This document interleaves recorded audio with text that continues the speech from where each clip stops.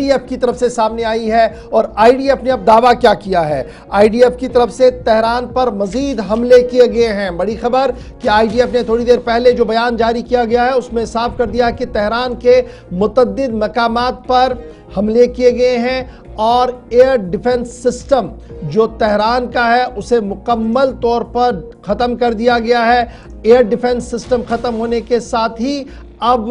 فضا سے مسلسل اسرائیل جو ہے وہ حملے کر رہا ہے۔ تاہم اسرائیلی حملوں میں اب تک ایران کے اندر 650 سے زیادہ لوگوں کی ہلاکت کی تصدیق بھی ہو رہی ہے، اور پچھلے 24 گھنٹوں کے دوران اسرائیلی ڈیفنس فورس جنہیں آپ IDF کہہ رہے ہیں ان کی طرف سے یہ کنفرم کیا گیا ہے کہ ایئر سٹرائکس کی گئی ہے تہران کے اندر۔ نہ صرف تہران کے اندر یہ کی گئی ہے بلکہ تہران کے آس پاس جو لاجسٹیکل سپورٹ تہران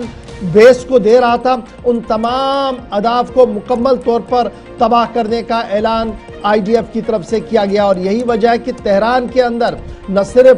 ایران کے تہران کے اندر بلکہ تہران کے ساتھ ساتھ متعدد شہروں کے اندر زوردار دھماکے جو ہیں وہ رات دیر گئے تک سنائی گئے ہیں، جس کے بعد سائرن اسرائیل کے اندر بج رہے ہیں، لیکن اثر ایران کے اندر اس کا دکھنا شروع ہو گیا ہے، جہاں پر ایئر ڈیفنس کو تباہ کرنے کا دعویٰ IDF کی طرف سے کیا گیا ہے، پلٹوار ایران نے کیا ہے۔ اس بیچ مزید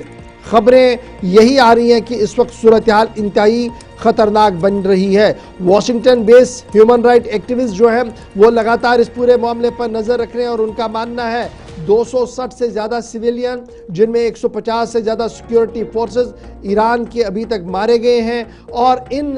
ہیومن رائٹ ایکٹیوسٹ کے مطابق سن 2022 کے جو